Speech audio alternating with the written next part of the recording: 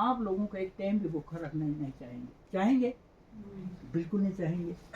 आपका मम्मी, आपका पापा, अदरवाइज किसी ने आपको थप्पड़ मारा तो ये नहीं देखेंगे कि आपका बच्चे ने गलती किया है, सीधा जाके उस आदमी को थप्पड़ मारेगा, तुमने मेरे बच्चे को क्यों मारा। करेगा नहीं करेगा? करता नहीं करता? ये करता है ना। आपका पापा आप कहीं गेंटी लेकर, कोई बेलचे लेकर या कहीं कुछ छोटा मोटा आप काम करते हुए देखा तो पापा बोला हाथ लग जाएगा, हाथ लग जाएगा, बंद करो, छोड़ो छोड़ो, मैं करूँगा। बोलेगा नहीं बोलता है? बोलता नहीं बोलता? आप लोगों को घर में भी बोलता नहीं बोलता? सचमुच में बोलो, यही बोलता है ना। जब इस असली काम का ट्रेनिंग लेने का उम्र में आपको मम्मी पापा आपको कुछ भी करने नहीं देता है, तो फिर आप जब जवान हो कि बुरी आदत आपका सर पे आ जाते हैं, जब बुरी आदत आप में आ जाते हैं, बैठने की आदत आपको पड़ जाते हैं, अच्छा खाने का आदत आपको आ जाते हैं, महंगा कपड़ा पहनने का आदत आपका मम्मी पापा ने आपको सब सीख लिया, खुदा ना करे मम्मी पापा या गुजर जाए या आप अलग हो जाए या आप शादी होकर किसी के घर में चला जाए, तो फिर ये बुरी आदत आपको किसने सीखा? किसने सीखा? सीखा नहीं सीखा? असली दुश्मन हुआ नहीं हुआ? हुआ है ना। लेकिन ऐसा नहीं है कि मम्मी दुश्मन कहते उनके साथ लड़ना नहीं है। सचमुच में आपका दिमाग में अब सोचना है, आप लोगों को अब सोचना है, आज के बाद सोचना होगा कि मेरा मम्मी मुझे इतना इज्जत दे रहे हैं, मुझे इतना मेरे लिए महंगा कर रहे हैं, लेकिन ये मेरा आने वाली ज़िंदगी के लिए सही नहीं है। मेरा मम्मी मुझे रोटी बनाने नहीं दे रहा है, ये मेरा आने ज़िंदगी के लिए सही नहीं है। मैं मम्मी के साथ साथ मैं भी रोटी बना लूँ ताकि मम्मी से मैं सीख जाऊँ कि मुझे रोटी बनाना आए। मम्मी मेरे कपड़ा धोता है, ये सही नहीं है, मैं मम्मी के साथ कपड़ा धो लूँ ताकि मैं समझ जाए कि मम्मी के साथ साथ धोएंगे तो मैं भी सीख जाऊँगा। सीधी सी बात है ना।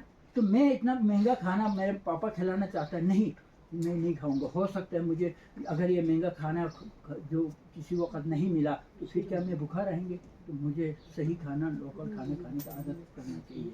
तो आप लोगों को मेरा मानना यह है, कोई आदमी क्रीम लगाते हैं चेहरे पे, जो पुराने ज़माने में हमारे लोग पूरा साल का खर्चे में खर्चा नहीं करते तो उतना आज के लोग क्रीम में खर्चा करते हैं। अब किस लिए कर रहे हैं? आप खूबसूरती दिखाने के लिए कर रहे हैं।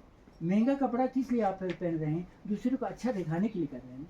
आपका सबसे अच्छा आपका दिल पे क्रीम लगा के रखो। शाम तक अपना आप में हिसाब रखो कि आज मैंने कितना बच्चों का प्यार दिया है, आज मैंने कितनों का इज्जत किया है, आज मैंने कितनों का इज्जत किया है। ये क्रीम लगाकर शाम को हिसाब ले लो। हाँ, आज मैं शाम को 2 बच्चे को मैंने अच्छा बात कहा है, चलो शाम को मैं एक बुजुर्ग को मैंने मदद किया। ये है आपका असली क्रीम। तो देखो मेरा तरीका आप लोग मैं बता दूं, मैं कभी भी हो किसी भी टाइम हो मेरे ज़ीनत में कैसे कहीं आप लोग ग्रुप आते हो तो मैं कहीं काम में ऐसे बंदर की तरह लगे हुए कहीं आप लोग देखा तो मैं खुश हो जाता हूँ। अब मेरा असलियत इन बच्चों ने देख लिया, अब ये बच्चे भी वही करेंगे, तब आपको आगे बढ़ेगा ना। कपड़ा पहन कर आप आगे नहीं बढ़ेंगे।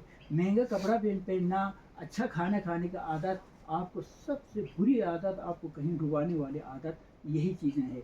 आज लद्दाख के लोगों को जो पहले पुराने ज़माने में 5 दिन देते थे अपने दोस्त के साथ, अपने मेहमान के पास 5 दिन भी बैठ कर आते थे, आज 5 मिनट बैठने का टाइम नहीं लोगों में है। नहीं है ना? क्यों नहीं है? वही रोटी तो उस वक़्त भी खाता था, आज भी खा रहे हैं, लेकिन जितना आप लोगों को महंगा जितना आप लोग करते जा रहे हैं, जाने के बाद शाम को तो वही रोटी उस वक़्त भी खाता था, आज भी वही खा रहे हैं। क्या किया आप लोगों ने इतना रात दिन मेहनत करने के बाद? ये सारे चीज़ें फजूल खर्चे में जा रहे हैं। आपको क्रीम लगाने की क्या ज़रूरत है? आपने एक कपड़ा पहन लिया, अंदर और एक पहनने की क्या ज़रूरत है? आपने जब खाने में देखो, मेरा खाना आप देख सकते हैं, मेरे सिटोर में, मेरे किचन में आप जाओ, हम सादा दही दूध लस्सी का अलावा मैं खाता ही नहीं। क्यों नहीं खाते हैं कि आज तक ऊपर वाले की मेहरबानी से सबसे पहला जो कोरोना का इंजेक्शन मेरे शरीर पे लगा है, उससे ज़्यादा पहले आज तक मैं किसी अस्पताल के बेड में बैठने का आदत नहीं है। वो क्यों नहीं है कि मैं अपना घर खाना खाता हूँ, मैं अपनी चीज़ को बड़ा समझता हूँ, अपना खाता हूँ, अपना लेता हूँ, दूसरे का मैं कभी मदद नहीं करता हूँ। एक दूसरा, मैं आप लोगों को ये भी कहेंगे सर, आप सबका जानकारी के लिए, 26 साल यानी 30 साल हो गया लद्दाख में हिल कौंसिल आके, 6 कौंसलर आके चला गया है। आज लद्दाख में 6 कौंसलर आके चला गया ना, लेकिन आज तक एक कौंसलर ने मेरे लिए 100 रुपये का कोई इमदाद किया हो, मैं कभी अपने यूट्यूब चैनल पर कई बार बता चुका हूँ। किसी डिपार्टमेंट ने, किसी ने मुझे 10 रुपये दिया हो तो आप कैमरे में आप लोग हैं, आप पूछो कि इसको मदद किया। लेकिन हाँ बिल्कुल सही नहीं है कि मैं वो लोग मुझे मदद करना नहीं चाहते हैं, बल्कि एडवाइज़र साहब ने तो 1 करोड़ देने के लिए कहा है मुझे। लेकिन मैंने कहा देखो आपका पैसे से मैं काम करेगा तो फिर मेरे क्या रहेंगे, हैं? आपको बलबूते पे काम करेंगे तो फिर मेरा क्या रहेगा। मैं चाहता हूँ कि मैं कौंसलरों ने नहीं दिया, सरकार ने नहीं दिया, ऐसी बात नहीं है। सरकार भी देना चाहता है, लोग मेरा मदद भी करना चाहते हैं, लेकिन मैं नंबर 1 वो मदद का पैसा क्या है, टैक्स का पैसा है। डीसी अपने घर से नहीं दे रहे हैं, कोई भी डिपार्टमेंट अपना घर से नहीं दे रहे हैं, टैक्स का पैसा दे रहे हैं। टैक्स क्या होते हैं, टैक्स हम और आपका जो माल का मेला है, हम और आप जो दान निकालते हैं वो अपना माल का मेला निकाल के आप दान देते हैं, उसी दान को लेकर हमें वापस दे रहे हैं। क्या आप मेला खाएंगे, खाना पसंद करेंगे?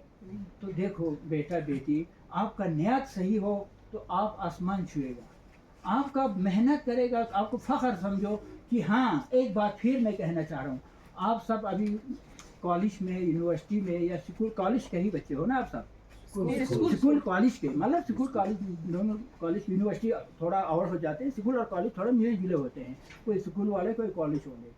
तो मैं आप लोगों से एक ये पूछना चाह रहा था, ये स्कूल कॉलेज के में बात ये कहना चाह रहा था कि आप एक स्कूल में गया, आप पहले मिडिल स्कूल में था या हाई स्कूल में था, आप मम्मी पापा के लिए बहुत गुंडा था, आप लोग काम नहीं करते थे, आप गुंडागर्दी करते थे, आप गांव में भी शरारत करते थे। उसके बाद आप मैट्रिक पास होने के बाद किसी कॉलेज में चला गया या किसी यूनिवर्सिटी में चला गया, जाने के बाद आप वहाँ जाके आपका पूरा बदल दिया आपने। आप इंसानियत भी आप में आ गया, प्यार मोहब्बत भी आप में आ गया, मम्मी पापा का इज्जत करना भी आपने सीख लिया। तो फिर दुनिया क्या कहेंगे, वाह वाकई में इस बच्चे ने तालीम लिया है। पहले इतना गुंडा था, इतना शरारत था, इतना माँ बाप का भी नहीं मानता था, उस्ताद का भी नहीं मानते थे, किसी का नहीं सुनते थे, लेकिन आज देखो ये बच्चे ने वाकई में एजुकेशन लेके आया, कितना सुधरा हुआ। देखो माँ के साथ काम कर रहे हैं, उस्तादों को इतना इज्जत कर रहे हैं, माशरे में हर किसी के साथ मिलने के बाद हर किसी को सलाम कर रहे हैं। फिर क्या बोलेंगे लोग, हो वाकई में इस बच्चे ने सही तालीम एजुकेशन ले ली, यही बोलेंगे नहीं बोले। लेकिन बदकिस्मती से ये नहीं हो रहा है हमारा लद्दाख में, ये मैं देख रहा हूँ। आप लोग कहीं कॉलेज, स्कूल से कॉलेज जाए, कॉलेज यूनिवर्सिटी जाने के बाद फिर और एक चश्मा एक एक्स्ट्रा आ जाते हैं, एक फैशन एक पेंट आपके पास एक्स्ट्रा आ जाते हैं। आने के बाद हाँ मैं कॉलेज वाला हूँ, मैं यूनिवर्सिटी वाला हूँ, मैं फलान वाला हूँ। बेचारा घर में एक बच्चा अपना मम्मी पापा को मदद कर रहा था, उस बच्चे को भी बिगाड़ के आपके सामने साथ ले जाते हैं। तो ये सबसे बुरी आदत है। आप लोगों को अपना कल्चर, अपना ट्रेडिशन को आप आगे दुनिया हिंदुस्तान को फैलाओ, ताकि मैं समझती हूँ हिंदुस्तान ही पूरा हमारा लद्दाख का कल्चर पे आए, हिंदुस्तान पूरा हमारा सोच पे आए। तो मेरे ये है, अभी मैं बनाया क्या है, मैं बेटा बेटी आप लोगों को एक गौर करने की ज़रूरत है। सबसे पहले आपको मैं इधर से लेकर चलता हूँ कि कहाँ कहाँ जो प्रॉब्लम इंसान को आता है, उस प्रॉब्लम को हम हल ढूंढते हैं, उस प्रॉब्लम का हल। हाँ उसके बाद और एक चीज़ मैं आपको ये बताने जा रहा हूँ, आप बच्चों के लिए, लद्दाख की लोग, लद्दाख के बच्चे, आप लोगों पर जितना दिमाग है, मैं सोचता हूँ कि हमारे देश में कोई एक लद्दाखी जैसा जो क्षमता वाला, ताकत वाला दिमागी दुनिया में हो ही नहीं सकता है। ये मैं दावा के साथ कहता हूँ, आपको मैं उसका उदाहरण भी बताता हूँ। तो आप लोग सर, आप भी पढ़ते वक्त, आप जब मैट्रिक पास करता था, मैट्रिक पास होने के बाद किसी कॉलेज में गया, फर्स्ट साल आपके लिए बहुत मुश्किल हुआ होगा, हुआ नहीं हुआ, सच मुझ बोलो, उन बच्चों से कंपेयर करने में आपको बहुत मुश्किल हुआ होगा, पक्का होता है। फिर दूसरा साल थोड़ा मैच हो जाते हैं, फिर तीसरा साल जो 5वीं में जो तजुर्बा था आपका, मैट्रिक में आप में नहीं था, उस बच्चे को 5वीं क्लास में उसको जानकारी था, लेकिन उस बच्चे को पीछे छोड़कर नंबर 1 आप तीसरा साल आता नहीं। आप इतना आप समझ लो, लद्दाख के लोगों में इतना ताकत है, इतना क्षमता है, इतना मतलब आप लोगों को दिमाग जहीन है, लेकिन अपना आपको कमज़ोर नहीं समझना। हम में क्षमता है, हम में ताकत है, सिर्फ हमारे पास कमी ये है, थोड़ा सा हमें मेहनत करने का ज़रूरत है। मेहनत करो, हम कुछ भी कर सकते हैं, यही मैं कहूँगा। बाकी अब ये थोड़ा लंबा होते जा रहे हैं, तो एक तो आप लोग कुछ पूछना चाहे तो पूछ सकते हैं। उसके बाद अभी मैंने जो कुछ बनाया है, इन चीज़ों के बारे में हमने कुछ नहीं कहा। बेटा बेटियों, हम आप लोगों को सारे दिखाऊंगा, देखने के बाद आप समझ जाएगा, हाँ वाकई में ये चीज़ें गोवाली में लद्दाख में बन सकता है, मैं भी बना लूँगा। हाँ ये चीज़ें गोवाली ने बना रखा है, मैं भी बना लूँगा। बस यही मैं कहूँगा कि मेरा 2 रास्ता है, या तो लद्दाख का जो किरदार इंडियन आर्मी लास्ट कोट की बदौलत मैं आज सबको आपका पहचान में आया, या तो मैं ये कहूँगा या तो मेरे मम्मी नहीं था, पापा नहीं था, मेरा कोई संभालने वाला नहीं था, मेरे पीछे कोई आने वाला नहीं था, तो शायद मुझे शरारत करने का, चोरी करने का, धोखा देने का या किसी को पीटने का मेरे पास हिम्मत नहीं रहा होगा। तो शायद मेरे दिमाग में वही लगा होगा, मैं काम काम, आप नहीं मानोगे, दिन भर कोई मेहमान आते हैं, बिलखुसूस हम दूर के टूरिस्ट वाला आते हैं, तो आप लोगों को भी छोड़कर मैं दूर वालों की खिदमत करते हैं। वो क्यों करते हैं कि वो एक बार आएंगे दोबारा पहुँचेगा नहीं। हमारे लद्दाख के लोग आज आया, मैं खिदमत नहीं कर पाया, तो इंशाल्लाह दूसरा दिन फिर आएगा, लेकिन दूसरा साल फिर आएगा, मैं उनको दिन जिता सकते हैं। ये मेरी ज़िंदगी है बेटा बेटियों। मैं यही चाहूँगा कि आप लोग भी मेरे तरह मेहनत करो, मेहनत करो। मैं रात 1 बजे तक मैं रात में काम करता हूँ, 2 बजे तक भी मैं कभी काम करते हैं। जब मैं रात भर काम करते रहते हैं, दिन को मुझे टाइम नहीं मिलता है, लोग आते रहते हैं काम पे, पेड़ को पानी नहीं है तो कल तक सूख जाएंगे, फूल को पानी नहीं देगा तो कल तक सूख जाएगा। मुझे किसी तरीके से पानी देना, रात 1-2 बजे देने के बाद घर में क्या होता है, घर वाला सो जाते हैं, खाना प्रेशर में होते हैं या किसी में होता है, वो खाना ठंडा होता है, ठंडा नहीं रहती। जब 1 बजे ठंडा रहते हैं तो मैं गरम भी नहीं करते, बस जैसे है ठंडे में ठंडा। मैं सोचने यहाँ एक मशीन रखा हुआ है, कि बढ़िया सा मशीन रखा हुआ है, ये ठंडे को गर्म भी करता है, गर्म को ठंडा भी करता है। तो आप और हम में एक बहुत बड़ा बुरी सोच आते हैं, ये बिल्कुल मत कीजिए प्लीज़। कभी नमक ज़्यादा हुआ तो मम्मी को बोलते इसमें नमक ज़्यादा हो गया है, मैं नहीं खाता हूँ। कोई कहते हैं इसमें मिर्ची ज़्यादा हो गया, मैं नहीं खाता हूँ। कोई कहते हैं जी ये ठंडा है, मैं नहीं खाता हूँ। मैं तो ना नमक मुझे चाहिए होता है, ना मिर्ची मुझे चाहिए होता है, ना ठंडा हो तो हम ठंडा पानी तो पीता है कि थोड़ा खाना थोड़ा ठंडा होने से हमें क्या तकलीफ हो। तो मेहरबानी करके सबसे पहले अपना ऊपर खर्चा करने की कोशिश को आज के बाद प्लीज़ मैं हाथ जोड़ कर कहते हैं, ये आप लोग कम कीजिए। बिला वजह होटल में जाकर खाना खाने का आदत मत कीजिए। बिला वजह आप कहीं जाकर एक कीमती कपड़ा देखते हैं तो पापा जी ये मुझे चाहिए, ये मुझे चाहिए। ऐसे चीज़ों से अपना आप खर्चा करने की जो आदत आपसे छूट जाए तो आप मेहनत आपको पास अपना आप आ जाएंगे इंशाल्लाह। मेरे दुआ ये रहेगा, मेरे कोशिश ये रहेंगे, मैं हर बच्चों को ये कहते हैं कि आज आप लोग सुनने के बाद कोई आईएएस बन जाए, कोई आईपीएस बन जाए, कोई एक बहुत बड़ा आदमी बनने के बाद यकीनन कहे जी अंकल ने हमें ये कहा था इस तरीके से। जो सबसे पहला हथियार मम्मी पापा की इज्जत करना, उसके बाद दूसरा हथियार आपको ये दूसरा हथियार क्या है, अपना पर खर्चा कम करना।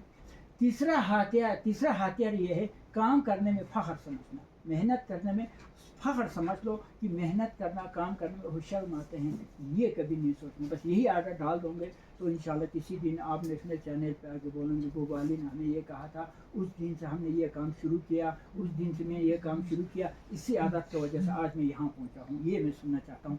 शुक्रिया जी। बाकी बेटा आप लोग पूछो, बिला झिझक आप पूछ सकते हैं।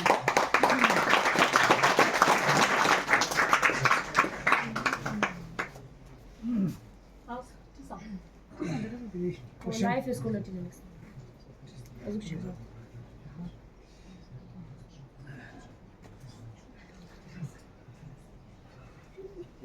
Very good no no. सर आपको नहीं लगा कि आप ये वहाँ जाएंगे, कहाँ? पाकिस्तान और सेटल हो जाएंगे, वापस जाएंगे? देखो बेटा, आपने बहुत अच्छा सवाल किया। ये भी हमारे लिए बहुत, इसका जवाब देना बहुत ज़रूरी है। मैं बिल्कुल पाकिस्तान गया, मम्मी पापा से मिला, मैं 1 साल वहाँ बैठ के आया। बैठने के बाद मैंने सोचा कि देखो मेरे मम्मी पाकिस्तान में है, मेरे पापा पाकिस्तान है, मेरे 7 भाई पाकिस्तान है, मेरे मामू चाचा सब पाकिस्तान में है। मैं कभी नहीं सोचूंगा कि पाकिस्तान के लिए बुरा हो, पाकिस्तान के लिए गलत हो।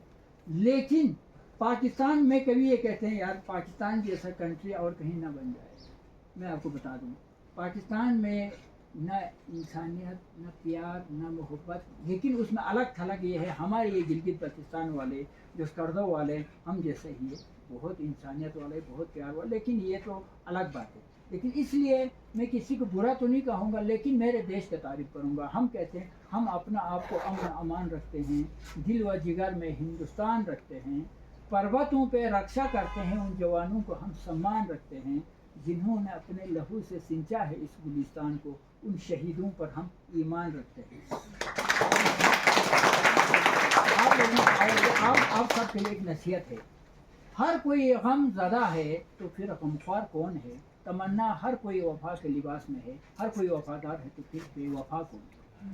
समझिए। तो आप भी अच्छा, मैं भी अच्छा, सब अच्छा, तो फिर खराबी कहाँ से आ रही है? ये समझना चाहिए कि हम में भी कुछ गलतियाँ हो रहा है या हमें जाने अनजाने हो रहा है। लेकिन बदकिस्मती से पाकिस्तान में दोबारा जाने के मैंने सोच रही, तो एक बार मैंने कहा देखो मुझे पिंजड़े में बैठने का आदत नहीं है, मेरे देश में आज़ादी है, मेरे देश में आखिरी सरहद पर इस बॉर्डर पर हम कितना प्यार से हैं, हम कितना खुश हैं। और उसके बाद मैं जब मेरे हालात देखकर मैंने शुरू में कहा ना आपको, मैं कई कमिश्नर साहब मेरे घर में मिलने के लिए आया, बड़े कम से कम 150 स्कूल में मुझे बुलाया पाकिस्तान की, वो कई मैं आपको कार्ड भी मेरे पास है, कई वीडियो भी मेरे पास है, स्कूलों में मैंने बुलाया। तो मैं यही उदाहरण देते थे मेरे स्कूल की, हमारे इस इलाके के स्कूल की। देखो है भी है, इसमें कोई दो राय नहीं है। हम सबको इस देश का हमें गुण गाना चाहिए, क्योंकि आप लोगों ने बुरी चीज़ नहीं देखा तो आप लोगों को हमारा अच्छाइयों को कदर नहीं करेंगे। लेकिन मैंने बुरी चीज़ देखा है, मैंने बद सिस्टम देख के आया, तो मैं सोचता हूँ हमारे इस सिस्टम को हम सलाम करो। जैसे हमारा देश में जब एक आंगनवाड़ी आ जाए, एक माँ का पेट में जब बच्चा आ जाते हैं, तब से एक आशा नामी एक डिपार्टमेंट सरकार ने रखा हुआ है, फिर वो उस बच्चे को माँ का पेट में इंजेक्शन लगवाते हैं, चेक करवाते हैं, फिर जब बच्चा जनने के बाद 2000 रुपये सरकार एक तोहफा देकर एम्बुलेंस में सीधा घर में छोड़ता है, आप सब जानते हैं। तो इसी से हम सब गुजरा है। तो मैंने कभी मन नहीं किया बेटा, और मैं जाने के लिए सोच भी नहीं देते। बस मेरा दुख यह है कि मम्मी पापा से अलग था, अभी मम्मी पापा भी गुजर गए, अब मुझे जाने का कभी मन में नहीं सोच रहा हूँ कि मैं जाऊँ, क्योंकि मैंने सोचा कि वहाँ पर मैं कुछ महीना बैठा, ऐसे बाद में मुझे बहुत इज्जत दे दिया, लेकिन फिर भी मैं अपना आप को एक पिंजड़ा समझ के बैठा, तो मैं दोबारा पिंजड़े में जाने के लिए तो नहीं सोचता। जी मैं यही कहना चाहता हूँ कि आपको इस 5 साल के टाइम पे आपको क्यों अलग किया कि पहला ये था कि वो वाला आपका वो मम्मी पापा का।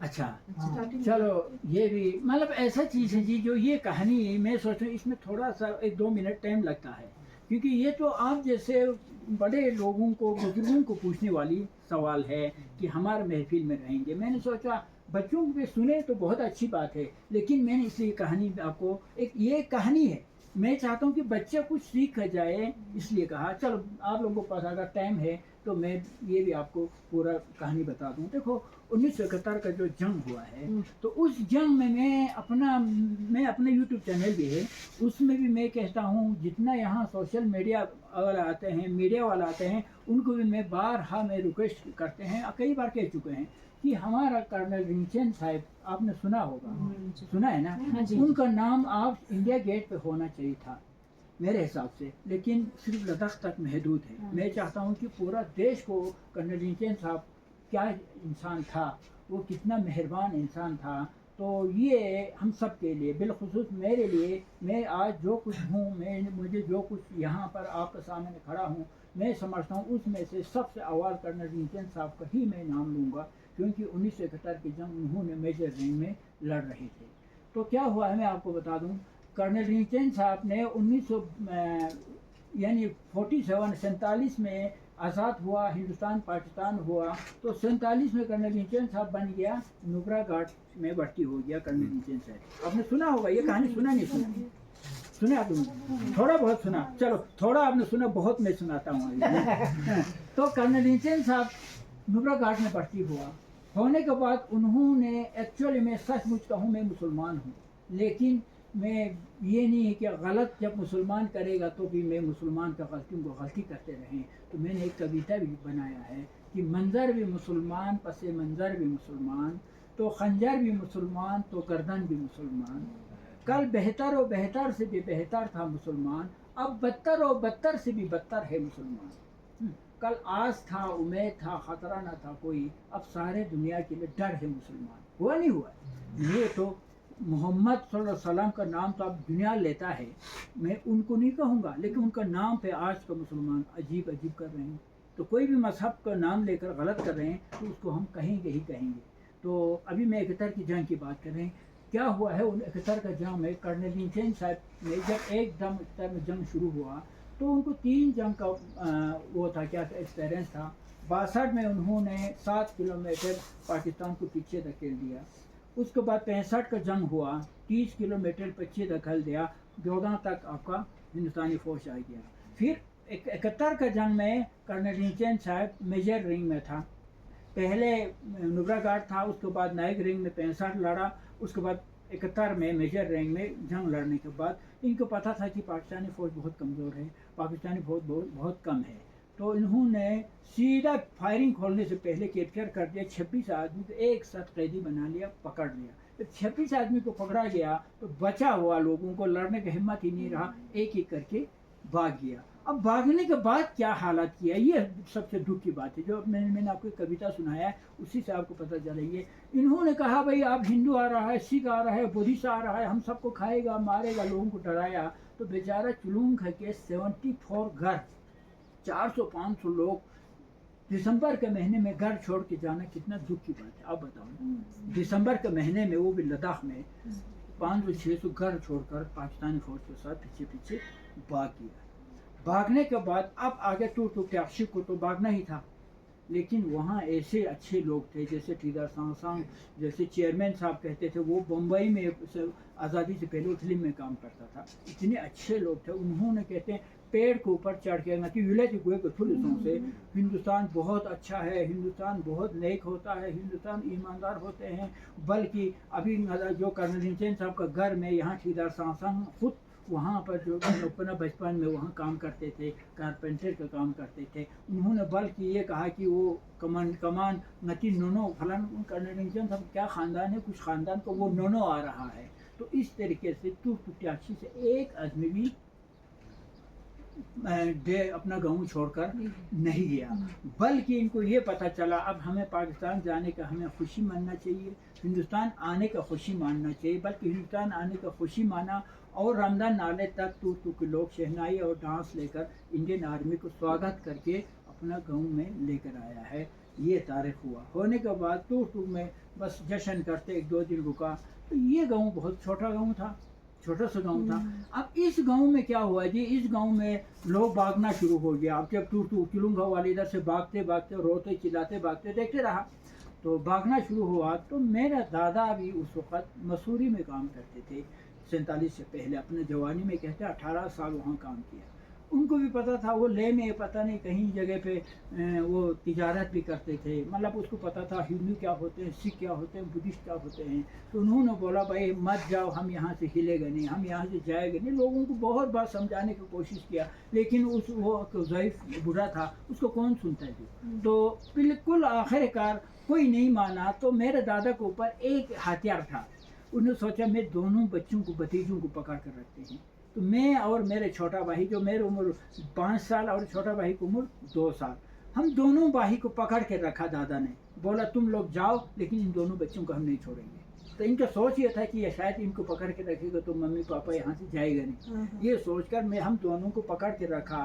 तो इतने में क्या हो गया जी, मेरा दादी और मेरा मम्मी फिर भी जो गाँव के औरतें पूरा भागने पर चला गई, मम्मी और दादी फिर भी चला गया। इस गांव में क्या हो गया, अब उसके बाद जो बूढ़ा है 80 साल की, जो बूढ़ा यहाँ से जा नहीं रहा है, अब गांव वालों को भी फैसला बदलना पड़ा।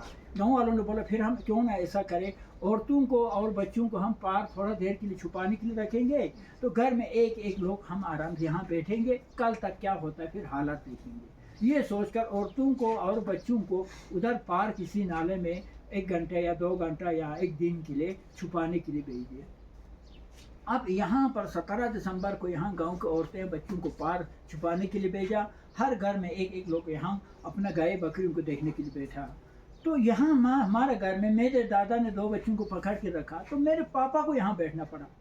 अब पापा यहाँ बैठा, दादा यहाँ था और मैं और मेरे छोटा भाई, बाकी हर घर में एक एक लोग यहाँ बैठा हुआ था। इतने में एकदम कर्नल रिंचन साहब जंग लड़ते लड़ते सीधा सुबह 6 बजे 18 दिसंबर इस गाँव में पहुँच गए।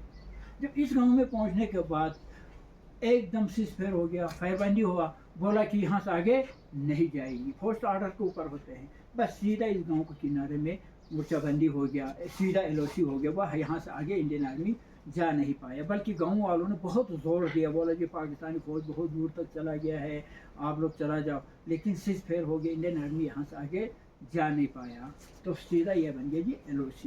जब LOC बनने के बाद अब क्या देखने को मिला, इंडियन आर्मी को ना औरत है ना बच्चा है, घर में एक एक लोग, बहुत परेशान हुआ। तो फिर इंडियन आर्मी ने, कर्नल नीचेन साहब ने हाई कमान को चिट्ठी लिखा, हाई कमान को कहा जी ये गांव का हालत बहुत दुखित है, बहुत तकलीफ दे है, घर की औरतें बच्चे, अब वहाँ क्या खाता होगा, कैसे रहता होगा, ना घर है ना खाने का है ना पीने का है, 5-5-6 बच्चे साथ रखा हुआ है। तो इस चिट्ठी को कर्नल नीचेन साहब और कर्नल उदय सिंह साहब कहते हैं, कर्नल नीचेन साहब मेजर रैंक में था, उदय सिंह साहब कर्नल था, तो इन्होंने हाई कमान को चिट्ठी लिखा, फिर पाकिस्तान के साथ फ्लैग मीटिंग किया, पाकिस्तान को रुजू किया, यार मेहरबानी करके इन औरतों को बच्चों को वापस दे दो। तो बातचीत किया, बातचीत करने के बाद पाकिस्तान ने भी हाँ भर दिया, बोले चलो ठीक है हम वो वापस देंगे। तो आर पार का एक दूसरे के साथ इधर से उधर, उधर से उधर, फिर LOC लगाने का एग्रीमेंट हो गया। होने के बाद उस एग्रीमेंट का चिट्ठी को लेकर करीब या 1 या 1.5 महीना, पता नहीं मुझे तो याद नहीं, उतने में फिर कर्नल नीचेन साहब यहाँ पे आया। आने के बाद कहा भाई देखो ये चिट्ठी लेकर 2 आदमी तैयार हो जाओ पाकिस्तान जाने के लिए, कि आपको बिछड़े हुए सारे औरतों को, बच्चों को, लोगों को यहाँ वापस लाना है। तो अब लोगों से पूछा भाई कौन जाएगा कौन जाएगा, तो उसमें से शायद मेरे पापा, थोड़ा बहुत हिंदी आता था, तो पापा को बोला, कर्नल नीचेन साहब ने बोला कि आप तैयार हो जाओ। तो बल्कि मेरे दादा ने मना किया, कहते हैं ये दोनों बच्चों को कौन छोड़े संभालेगा, ये पापा जाएगा 1 या 2 घंटे के लिए, जब पहले से ही इनका मम्मी नहीं है, इनके दादी नहीं है, मायूस तो दोनों बच्चा पहले से है, पहले से तंग कर रहे हैं कि मम्मी, अब पापा भी उधर जाएगा तो ये बच्चा कौन संभालेगा। तो ये तो बात सही था।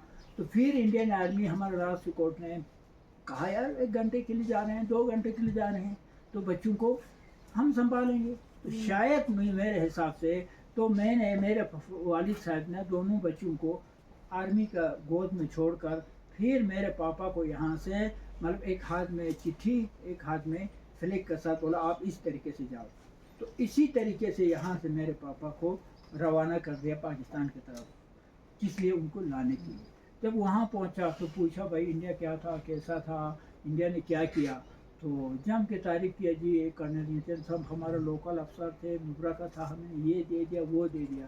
तो पाकिस्तान, जालिम पाकिस्तान ने फिर मेरे पापा को सीधा जेल में डाल दिया, पापा वापस नहीं आया। तो आप बताओ, मैंने जो मंजर भी मुसलमान पसे मंजर भी मुसलमान जो कहा है, तो मैंने तो गलत तो नहीं कहा ना।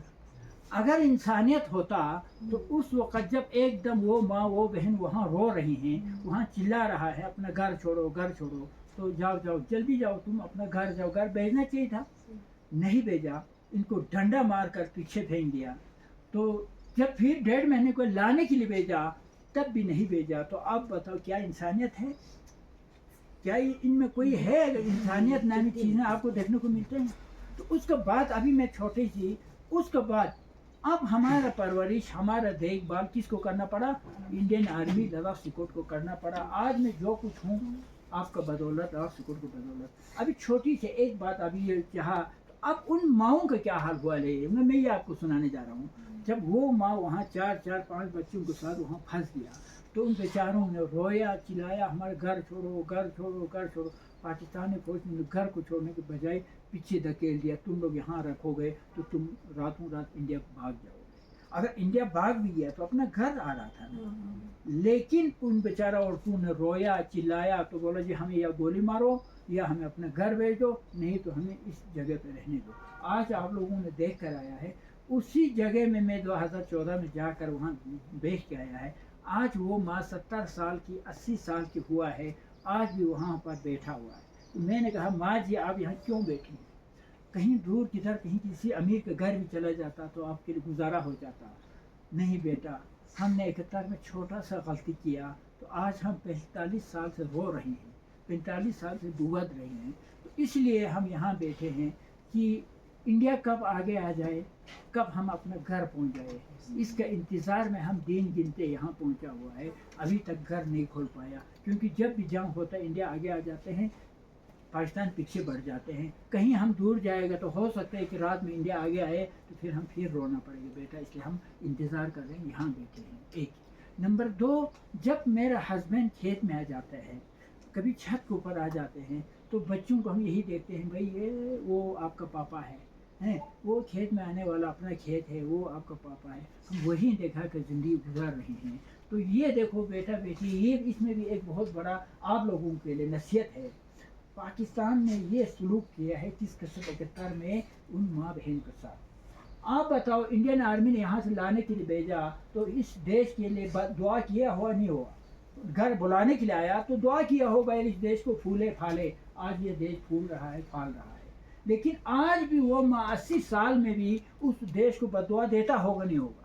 जो हमें बेवा बनाया ये भी बेवा बन जाए, हमें यतीम बनाया ये भी यतीम बन जाए। बदुआ आज भी उनका जो आंखों में से आंसू में से आ रहा है। मैं समझता हूँ उन्हीं माओं का बदुआ से आज पाकिस्तान में न बड़े फूल रहा है न छोटे फूल रहा है। बड़ों को कहानी, ये सदर बना दूसरा दिन फांसी, ये सदर बना तो दूसरा दिन जेल, ये आप लोग देख रहे हैं ना। मैं समझता हूँ उन माओं का बदुआ आज भी लग रहे हैं। तो बदुआ गरीब का ज़्यादा लगता है। तो आप लोग भी कभी ज़िंदगी में ये कहानी, कितर वाला कहानी, सारे कहानी सुनने के बाद आप लोग एक अच्छा आदमी बनने का, एक नेक आदमी बनने का अगर हो सका तो हम आपका स्कूल में भी आप लोग कभी बुलाया तो मैं ज़रूर आएंगे हैं, वहीं पर हम आराम से डिस्कस भी करेंगे। बस शुक्रिया कहेंगे।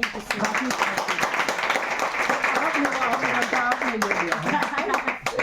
ये बच्चे को जानना बहुत जरूरी है ना कि हाँ ले, बच्चे को ये बहुत जरूरी है, सबसे पॉइंट है। मैंने ये सोचा था ना जी, ये तो खैर एक कहानी है, तो फिर भी चलो आप लोगों ने पहचान लिया है तो हमारा भी बाकी आप लोग बेटा कभी आप ये सोचते हैं ना किचन मन अतुक मज़ेरा अपना आदमी है, आपका बेटा भी समझ लो, आपका चाचा भी समझ लो, आपका मापू भी समझ लो, बिला झिझक जो भी आप पूछना चाहें तो बेटा बेटी पूछो। वैसे एक काम गलत हुआ है कि ये सारे चीज़ें देखने के बाद अगर हम महफिल हो जाता है ना, वो अच्छा होता था तो वो थोड़ा सा गलत हो गया। कुछ है सवाल या आपको लंच कहाँ पर है?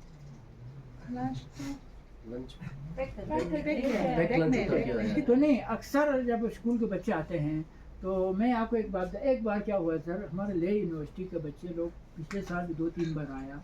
3 कहानी बेटा बेटी आप लोग को ये भी आप लोग सुन लो। करगिल यूनिवर्सिटी के बच्चे 3 बार आए पिछले साल, बराबर 3 बार आया। तो मैंने पूछा बार बार करगिल यूनिवर्सिटी के बच्चे यहाँ आ रहे हैं, मैंने सोचा क्या आपको वहाँ 3 यूनिवर्सिटी है? मैंने ये पूछा तो नहीं एक यूनिवर्सिटी है बोला।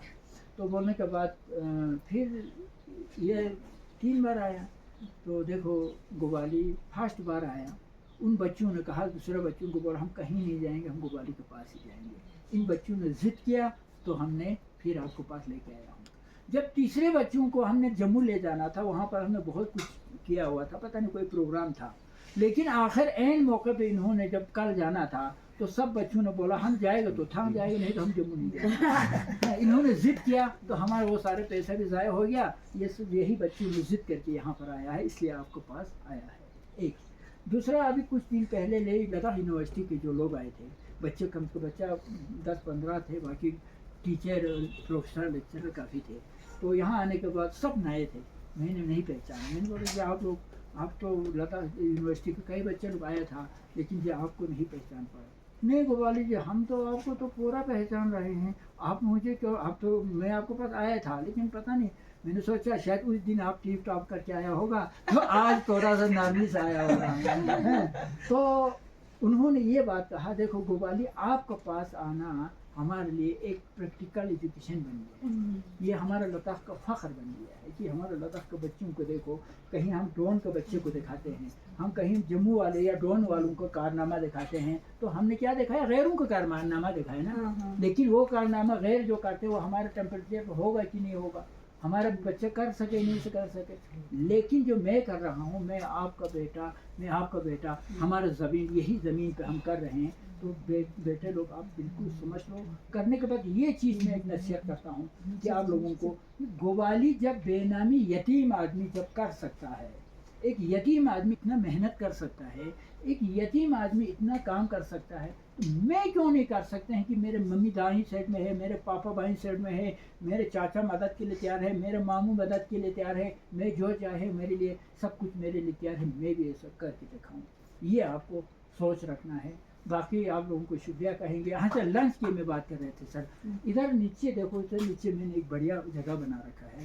कभी भी आप लोग अलग से बच्चे, स्कूल के बच्चे जब पिकनिक ले आते हैं तो ज़्यादातर लोग क्या करते हैं कि वो उधर कोने में वहाँ पर वो प्रेशर वगैरह उसी पीछे रखें, क्योंकि गाड़ी से सीधा उठाकर सामने रखने में उनको आसान होता है।